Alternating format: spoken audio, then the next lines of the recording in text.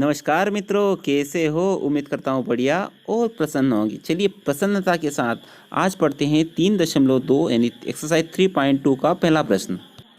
प्रश्न कह रहा है कि हमें ग्राफिकली सवाल को हल करना है। पहले प्रश्न का पहला प्रश्न है 10 students of class 10 took part in mathematics quiz. If the number of girl is 4 more than the number of boy, find the number of boys and girl who took part in the quiz. प्रश्न यह है कि 10 विद्यार्थी हैं, उन्होंने गणित की एक प्रतियोगिता में भाग लिया। लड़कियों की संख्या लड़कों की संख्या से 4 अधिक है, तो लड़कों और लड़कियों की संख्या ज्ञात कीजिए। माना लड़कियों की संख्या x है और लड़कों की संख्या y है। हमें दिया है कुल विद्यार्थियों की संख्या 10 है, इसलिए कुल विद्यार्थियों की संख्या यानी लड़कियां x लड़के y equal to 10 equation first दे देते हैं। यह एक समीकरण प्राप्त हो गया। दूसरे समीकरण के लिए प्रश्नानुसार लड़कियों की संख्या लड़कों की संख्या से 4 गुनी है। ये लड़कियों की संख्या x बराबर लड़कों की संख्या y। हमने अभी इक्वल का निशान लगा दिया, लेकिन इक्वल नहीं है, लड़कियों की संख्या 4 अधिक है, तो लड़कों की साइड में हमें 4 जोड़ना पड़ेगा। अब हुए इक्वल। अब y को एक साइड ले जाते हैं, x माइनस का y हो जाएगा इक्वल टू 4। इसको देते हैं समीकरण नंबर 2 नाम दे देते हैं। अब समीकरण 1 से, यह एक रेखीय समीकरण है, इस रेखा के हमें 3 निर्देशांक प्राप्त करने हैं। तो समीकरण 1 से x plus y equal to 10। इन दोनों चरों में से एक चर को एक साइड कर देते हैं। मैं y को उस साइड ले जाता हूँ तो 10 माइनस का y हो जाएगा। इसके पश्चात आपकी जितनी अच्छी प्रैक्टिस होगी सवाल पर, आप उतनी अच्छी तरह सवाल हल कर सकते हैं।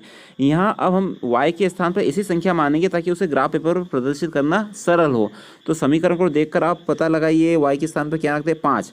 y के स्थान पर 5 रख देते हैं समीकरण में। तो x बराबर 10 ऋण y यानी x बराबर 10, y के स्थान पर 5 रख देते हैं, तो x का मान आ जाएगा 5। यानी उक्त रेखा के हमें 2 निर्देशांक प्राप्त हो गए हैं। उस बिंदु का नाम दे देते p के x निर्देशांक प्राप्त हुए 5 और y निर्देशांक भी प्राप्त हुए 5। उन्हें यही प्रक्रिया दोहराते हैं। यदि y बराबर, अब मान लेते हैं अपन 6, तो वह समीकरण में रख दीजिए। x बराबर 10 माइनस 6 हो जाएगा, यानी 10 में से 6 गए, x बराबर 10 में से 6 गए तो बचे आपके 4। यानी आपके निर्देशांक हुए q, मान लेते हैं बिंदु को, q की निर्देशांक हुए 4 और 6। एक और निर्देशांक निकाल लेते हैं। कुल मिला के हमें एक रेखा के 3 निर्देशांक हो जाएंगे। यदि y बराबर, अब मान लेते हैं y बराबर 4 ही मान लेते हैं, समीकरण में रख देते हैं। x बराबर 10 माइनस 4, तो x बराबर हो जाएगा आपका, x बराबर 10 में से 4 गए तो 6। ठीक है, उस बिंदु को मान लेते हैं r, और r के निर्देशांक हो जाएंगे 6 और y के निर्देशांक 4। यही प्रक्रिया समीकरण 2 के साथ करते हैं।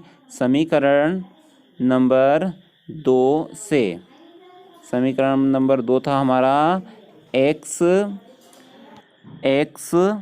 Minus y equal to 4। दोनों चरों में से किसी को भी ले जा सकते हैं एक साइड में। मैं y को ले जाता हूँ, x equal to 4 plus y। अब y के लिए ऐसे मान लिखना है हमें ताकि उसे ग्राफ पेपर पर प्रदर्शित करना सरल हो। तो y बराबर मैं मान लेता हूँ 2, तो x इक्वल टू 4, यहाँ रख देते 2, तो x बराबर हो जाएगा 6। तो हम रेखा के उक्त बिंदु को मान लेते हैं S, और S के निर्देशांक हो जाएंगे 6 और 2। यदि y बराबर, अब मान लेते हैं 0, y बराबर 0 मान लेते हैं, रख देते हैं समीकरण में x बराबर 4 धन 0, तो x का मान हो जाएगा 4।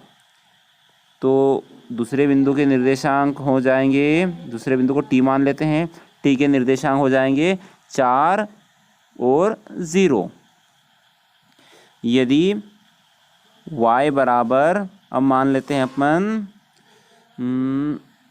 1 मान लेते हैं, x बराबर 4 और 1, तो x का मान हो जाएगा 5। तो इस रेखा का अगला बिंदु मान लेते हैं u, और u की निर्देशांक हो जाएंगे 5 और 1। चलिए इन दोनों समीकरणों से हमें 3 बिंदु प्राप्त हुए हैं। अब इन बिंदुओं को हम ग्राफ पेपर पर प्रदर्शित करते हैं। x और y के पहले है 5 और 5, तो ये y का रहा 5 और ये x का, तो ये यहाँ रहेगा पहला बिंदु P, और P की निर्देशांक क्या है 5 और 5। ठीक है। दूसरा है 4 और 6, तो ये रहा 4 और ये रहा 6, ये कहाँ मिलते हैं, ये मिलते हैं यहाँ पर। तो 4 और 6 ये हो जाएगा Q बिंदु अपना। अगला है 6 और 4, x का 6 और y का 4, तो ये मिलेंगे यहाँ पर, ये हो जाएगा 6 और 4, ये R बिंदु है। ठीक है। अब इन तीनों बिंदुओं को हम मिला देते हैं, हमारी रेखा प्राप्त हो जाएगी हमें। ये रेखा प्राप्त हो गई x + y = 10 की। ठीक है। अब अगले समीकरण से के निर्देशांक हम ग्राफ पर प्रदर्शित करते हैं। पहला है 6 और 2, तो ये यहाँ प्राप्त होगा 6 और 2। ठीक है, एस बिंदु है। अगला है 4 और 0, ये है 0 और ये x के 4, तो ये 4 और 0 यहाँ प्राप्त होगा, इसको नाम दे देते हैं अपन t। अगला है 5 और 1, x का 5 और y का 1, तो ये यहाँ प्राप्त होगा 5 और 1, इसका नाम दिया था हमने u। हमें इस रेखीय समीकरण से भी 3 बिंदु प्राप्त हो गए हैं। अब इन तीनों बिंदुओं को हम स्केल की सहायता से मिला देते हैं। यदि ग्राफ पे यह कार्य होता है और सरल रहता। अब यह रेखा पिछली वाली रेखा को काट रही है, प्रतिच्छेद कर रही है। कहाँ पर काट रही है, वही हमारे हल होंगे। तो ये 7 x के लिए 7 और y के लिए ये काट रही है 3 पर, तो इसके निर्देशांक हो जाएंगे 7 और 3, यही हमारा हल है। तो लड़कियों की संख्या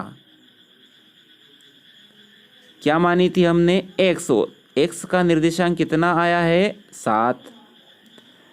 लड़कों की संख्या यानी y माना था, और y का मान कितना आया है, y का मान आया है 3, लड़कों की संख्या हो जाएगी 3। यह हो गया हमारा प्रश्न हल। वीडियो अच्छा लगा हो तो लाइक कीजिए, चैनल पर नए हो सब्सक्राइब कीजिए। अगले वीडियो तक जय हिंद, जय भारत, वंदे मातरम।